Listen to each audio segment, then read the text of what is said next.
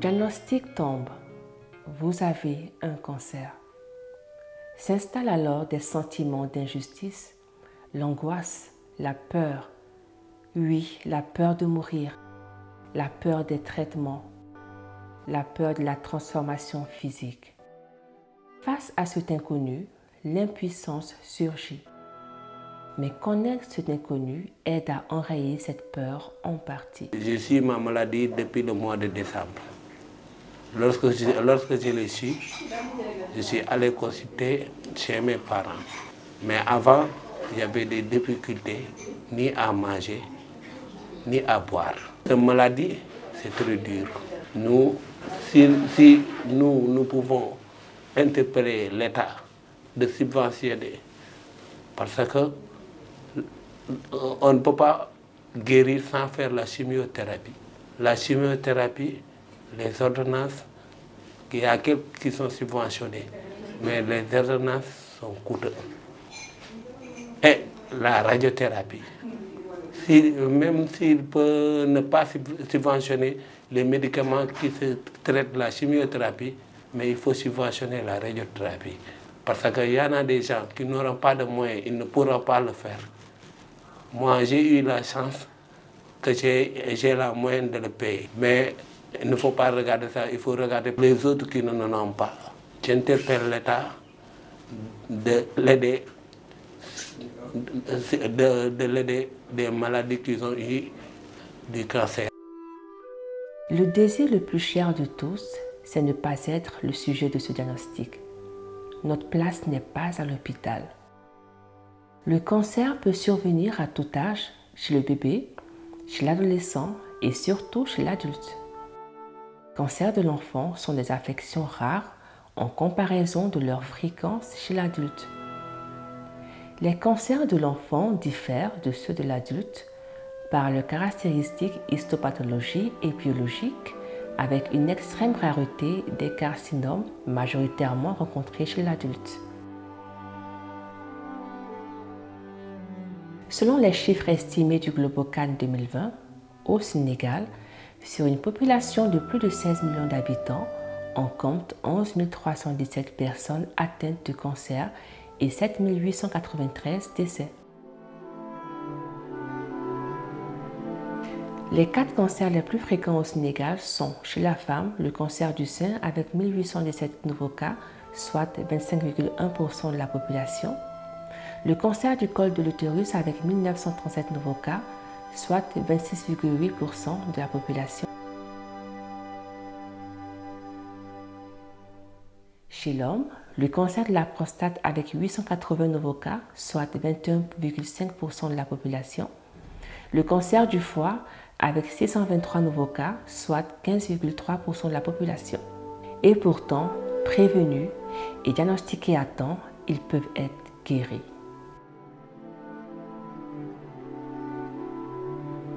Le cancer est une maladie provoquée par la transformation de cellules qui deviennent anormales et prolifèrent de façon excessive. Ces cellules déréglées finissent parfois par former une masse appelée tumeur maligne. Les cellules cancéreuses ont tendance à envahir les tissus voisins et à se détacher de la tumeur initiale. La causalité ne peut pas être toujours évoquée, mais les facteurs favorisants sont multiples, des fois connus ou non. Pour le cancer de la prostate, la cause n'est pas connue, mais on parle de risques avérés tels que l'âge avancé, la taille, l'origine ethnique et les antécédents familiaux. Pour les cancers du foie, les facteurs favorisants sont multiples. Ils peuvent se développer suite à une longue exposition à plusieurs substances toxiques, suite à une consommation excessive et irrégulière d'alcool, les virus des hépatites, parmi lesquels le plus fréquent est le virus de l'hépatite B, sont des facteurs favorisants et bien d'autres. Pour le cancer du col de l'utérus, il est lié au papillomavirus dont certains sont transmis par voie sexuelle. Certaines femmes, au bout de 8 à 25 ans, peuvent développer un cancer du col. Pour le cancer du sein, 1/10 est lié à l'hérédité. Il peut être aussi dû à la survenue des règles avant l'âge de 12 ans ou à une ménopause tardive. Le cancer du sein peut survenir chez la femme ayant peu ou pas allaité. Le risque peut être aussi légèrement augmenté suite à la prise des pilules contraceptives. L'équipe de la WF1 TV vous plonge au cœur du Centre international de cancérologie de Dakar, un centre de traitement du cancer par radiothérapie et chimiothérapie. Un accueil, une technologie innovante, un suivi. Minutieusement organisé, ce personnel qualifié fait de son mieux afin de fournir une prise en charge personnalisée à ses patients, mettant en avant leur expertise médicale avérée et reconnue, offrant ainsi des traitements certifiés aux standards internationaux. Le centre, c'est un centre de cancer, donc il soigne les 3 types de cancers, tous les organes. Bon, il y a la chimiothérapie, il y a la radiothérapie, mais sauf qu'il n'y a pas de chirurgien. Voilà, sauf, pour ce qui est de l'organisation, nous avons du personnel administratif, médical et paramédical. Donc, bon, pour les personnes médicales, on a des oncologues médicaux, on a des radiothérapeutes. Voilà, donc pour l'organisation, si un malade vient, donc il y a les secrétaires qui sont ici, qui font l'enregistrement, c'est des dossiers qui sont informatisés, donc qui enregistrent le malade, des différents types de questions. Ensuite, il scanne tous les documents et le médecin peut voir donc, le dossier du malade avant même qu'il vienne dans le bureau du médecin. Donc, si le médecin donc, examine, demande les bilans donc, ou le diagnostic, maintenant, c'est la partie de la prise en charge ou qui se stipule en chimiothérapie ou parfois la radiothérapie. Donc, c'est le médecin qui est habilité à faire donc, le traitement spécifique. Donc, lui prend en charge donc, le malade.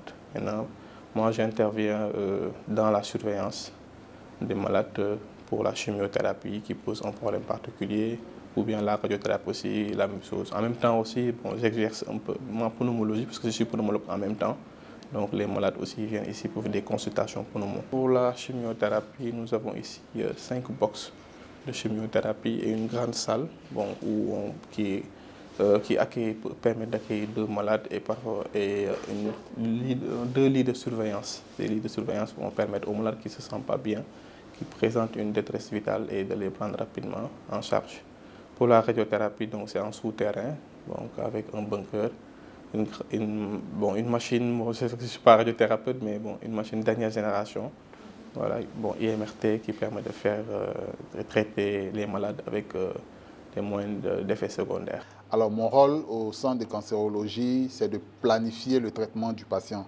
Donc je reçois le dossier après que le médecin ait vu le patient, après que le médecin ait fait la prescription du patient. Moi je suis chargé de planifier le traitement du patient.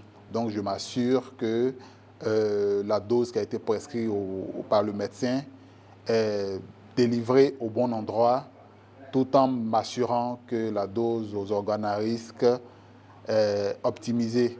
Voilà, et tout en m'assurant également que la dose prescrite est délivrée à la tumeur. Les cancers ne sont pas invincibles. Faire de la prévention, du dépistage, c'est avoir de l'avance sur le cancer.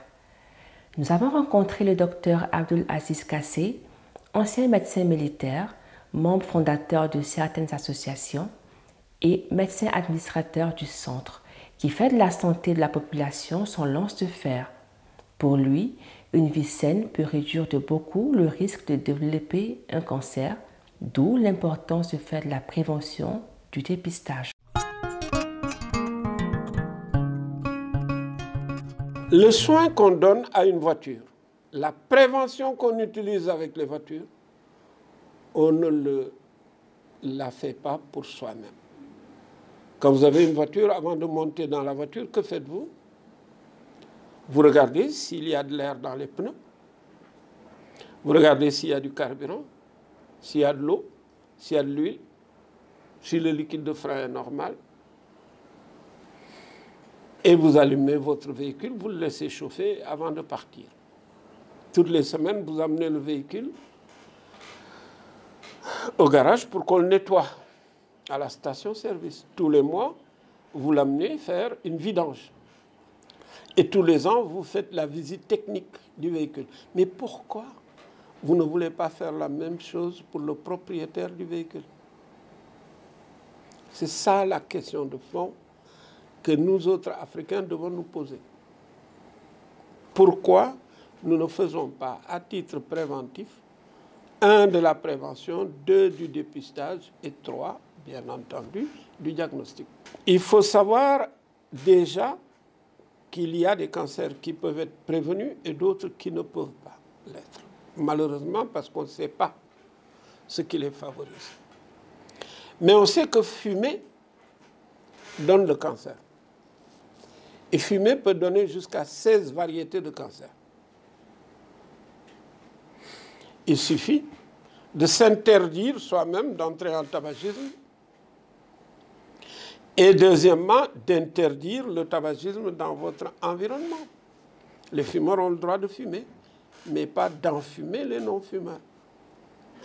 Il suffit de sensibiliser les jeunes parce que tous ceux qui commencent à fumer ont commencé à l'âge du secondaire. C'est vers 13, 14, 15 ans qu'on s'essaye à la cigarette et après on se fait prendre au piège du tabagisme. Le deuxième élément de la prévention, il est très important, ce sont les alcools. Je ne dis pas l'alcool, mais les alcools, parce qu'il y a différentes variétés d'alcool. Et ces alcoolisations peuvent entraîner malheureusement, fréquemment, des lésions au niveau de la bouche, des lèvres, de la gorge, de tout le tube digestif pour donner des cancers. Le troisième élément, c'est la nutrition. 30% des cancers également sont liés à notre nutrition. Et donc, il faut une nutrition saine, mais surtout diversifiée, qui privilégie les fruits et les légumes et qui évite les aliments ultra transformés. Si vous regardez sur une boîte d'un aliment qui est transformé, on y trouve des substances qui sont capables d'induire des cancers. Alors que les aliments non transformés, surtout les fruits et les légumes, protègent contre les cancers. Il est prouvé également que l'activité sportive réduit le risque de cancer. Et il est important d'éviter toutes les formes de pollution environnementale qui peuvent être le point de départ, justement, de certains cancers. Donc vous comprenez qu'une vie saine peut réduire de beaucoup le risque de développer un cancer. Dans le cas du cancer de la prostate, après 40 ans, il suffit de faire un dosage sanguin de PSA pour détecter des lésions cancéreuses débutantes, avant même que ne surviennent les symptômes du cancer de prostate. Dans le cas du cancer du foie, malheureusement, le dépistage n'a pas prouvé son efficacité. Mais par contre, la vaccination à la naissance est une solution. La surveillance de certains malades qui présentent ce qu'on appelle des cirrhoses du foie permet de détecter également des lésions de cancer débutants qui peuvent être soignées de façon curative. Dans le cadre du cancer du col de l'utérus, l'idéal, c'est le frottis et le test du papillomavirus. Malheureusement, ça coûte trop cher pour la population sénégalaise. Et on a développé des techniques qui permettent le diagnostic à l'œil, ce qu'on appelle le dépistage par aide visuelle, visual screening. Et de surcroît, qui permet de voir les lésions et de les traiter immédiatement. Malheureusement, ça aussi, les femmes africaines sont très peu sensibilisées assez pratique. Et le cancer du sein, il peut être diagnostiqué très tôt. Et c'est pourquoi on enseigne aux femmes à savoir se palper les seins pour pouvoir les détecter, à pouvoir se faire examiner les seins tous les ans par un spécialiste ou un prestataire de services de santé, et idéalement, après 40 ans, une mammographie de dépistage. Donc, vous voyez que les solutions sont très simples, elles existent, elles sont accessibles, mais pas à toute la population. Les 4 cancers les plus fréquents au Sénégal ont des solutions. Mais pourquoi ce n'est pas possible? Il faut un changement de politique de lutte contre les cancers, mais il faut aussi un changement de comportement des personnes pour la lutte contre le cancer. Tous les malades qui ont un cancer n'ont pas besoin de chimiothérapie. Il y a des cancers qu'on ne traite que par la chimiothérapie. Ce sont certains cancers du sang qui nécessitent forcément de la chimiothérapie. Il y a des cancers qui ont besoin de débuter par la chimiothérapie pour faciliter le traitement ultérieur. Il y a des cancers qui n'ont pas besoin du tout de chimiothérapie et qui n'ont besoin que de la chirurgie ou bien de la radiothérapie. Il y a des cancers qu'on ne traite même pas, qu'on surveille. Un homme de 90 ans qui présente une forme de cancer de la prostate, qui est une forme indolente, n'a même pas besoin d'être traité. Nous lui proposons simplement une surveillance active. Si jamais le cancer devait bouger, on lui ferait de la radiothérapie, mais sans plus. Il faut que vous compreniez que le cancer naît à un endroit. Et s'il n'est localisé qu'à cet endroit, qu'est-ce qu'il faut faire? On peut simplement l'enlever et l'analyser. S'il revient en disant qu'il n'a pas dépassé les limites de l'exérèse, il n'y a pas besoin d'un autre traitement. Maintenant, un cancer peut atteindre des structures de voisinage. Plutôt que de couper la main, on pourrait faire une chimiothérapie ou bien une radiothérapie ou un mélange de radiothérapie et de chimiothérapie pour réduire la tumeur et pouvoir n'enlever que la tumeur sans couper le bras. Il y a des situations malheureusement dans lesquelles nous n'avons pas d'autre solution que d'opérer et de faire des mutilations très importantes. Mais souvent, quand on traite certains malades de cancer, il y a des variétés de cancer qui envoient des cellules dans le corps du sujet. Il n'y a pas d'autre solution que de leur donner des médicaments qui vont entrer dans le corps du sujet et qui vont pourchasser ces cellules qui se seraient échappées. C'est de la chimiothérapie. Donc vous comprenez qu'il n'y a pas une stratégie thérapeutique pour tous les cancers.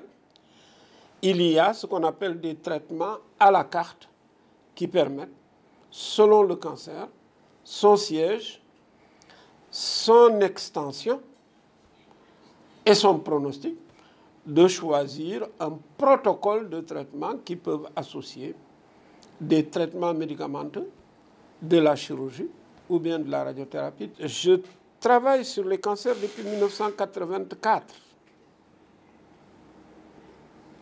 Je n'ai pas encore vu un malade guéri par des tradipraticiens. Je vous préviens que le jour où je le verrai, j'irai apprendre chez un tradipraticien à guérir les cancers.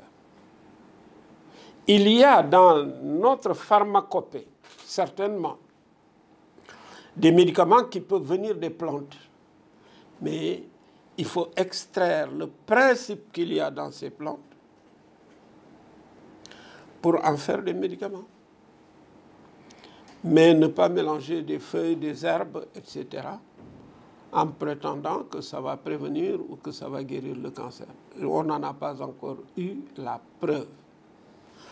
Je sais qu'il y a des plantes telles que la pervenche de Madagascar, d'où on a extrait des molécules qu'on appelle la vincristine.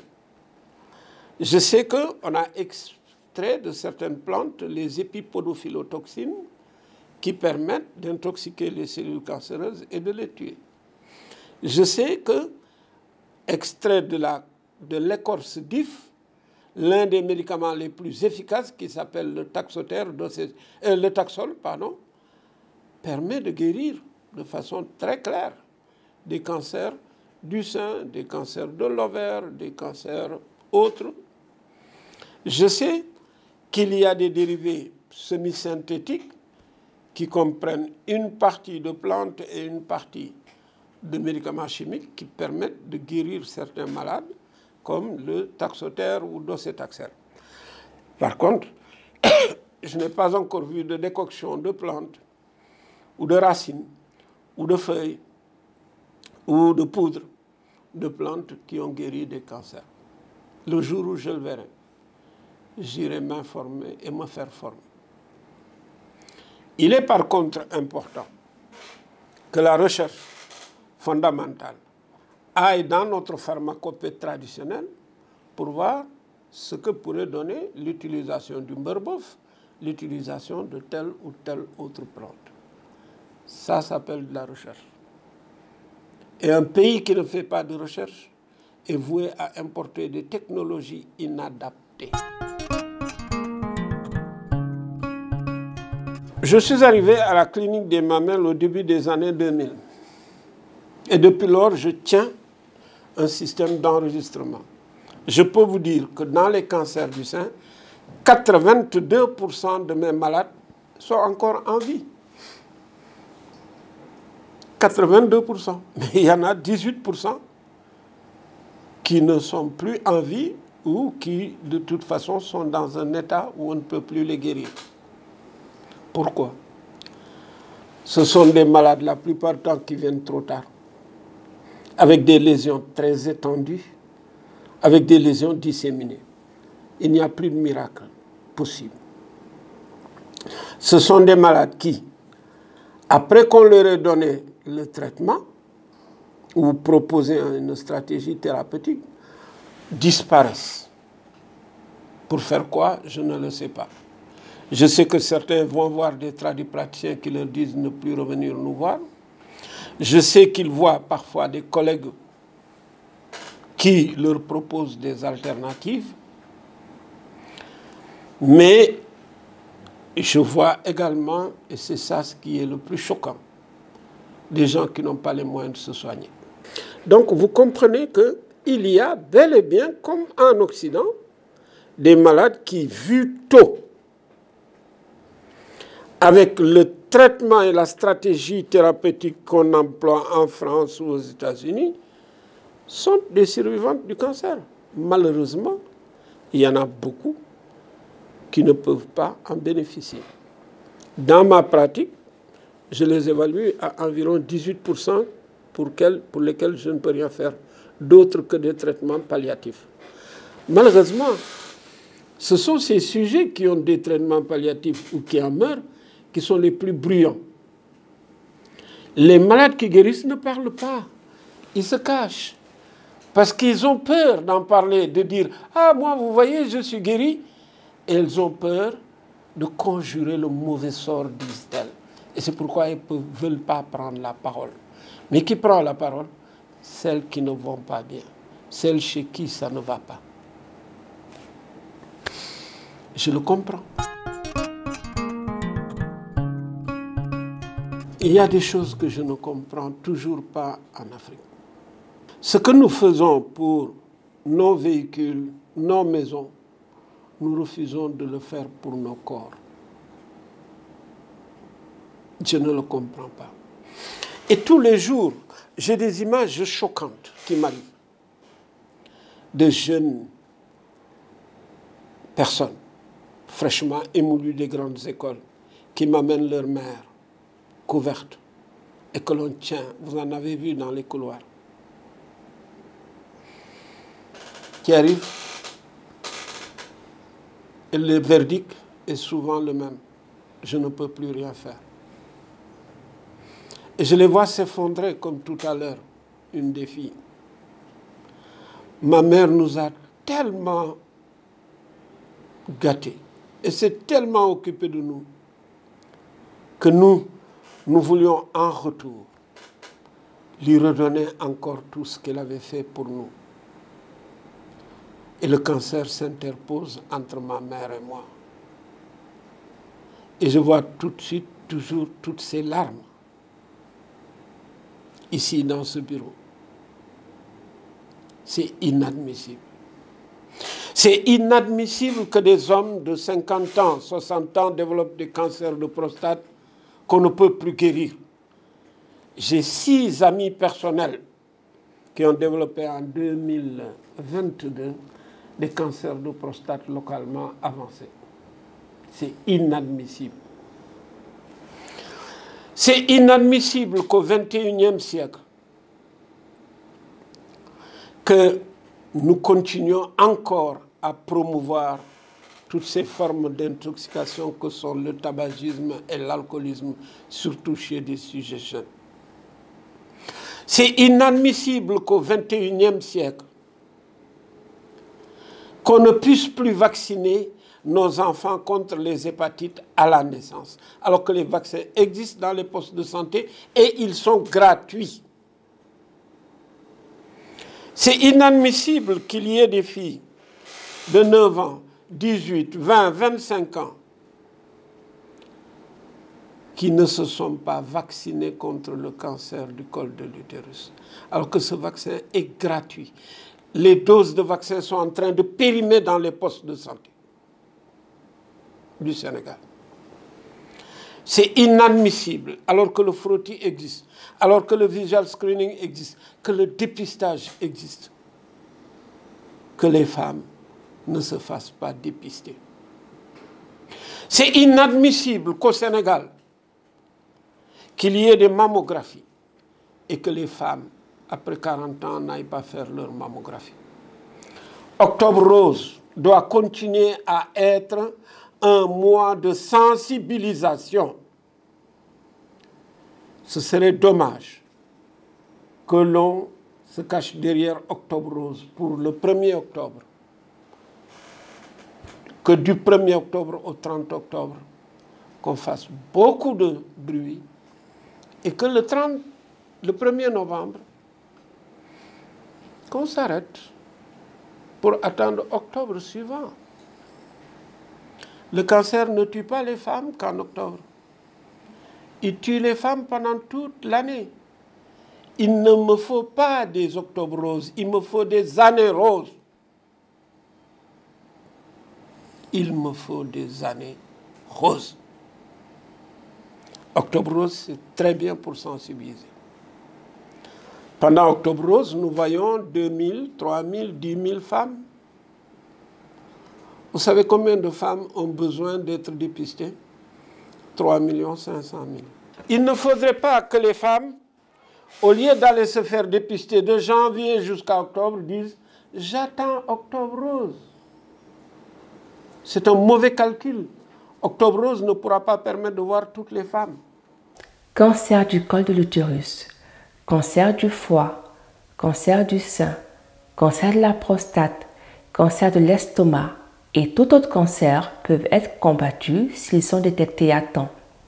Pensons dépistage, pensons prévention. Il existe des traitements efficaces pour lutter contre les cancers lorsque ceux-ci ne sont pas à un stade avancé. Faisons le diagnostic à temps. Le conseil que je vous donne aux malades, c'est que de ne pas penser, parce que la maladie, ça se guérit. Il faut avoir la foi, surtout la foi.